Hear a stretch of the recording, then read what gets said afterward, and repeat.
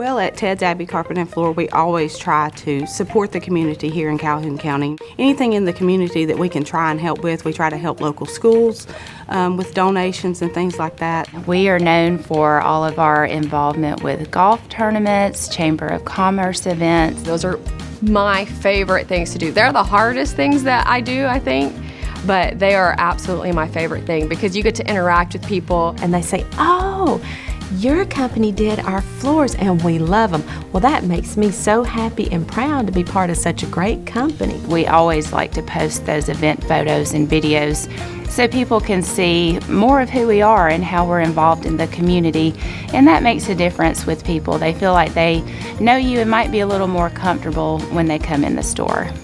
We want them to remember us, and so we want them to know how much we appreciate every single one of them, and we want them to think, when you have flooring or when you need flooring, who are you going to go to? Of course you're going to go to the person you had fun with, right? By us getting involved in that, it gets our name out there in the community so that when people want new flooring in their home, they'll know who to come to see. We just really want to try and let everybody know who we are and know that we're there to help them.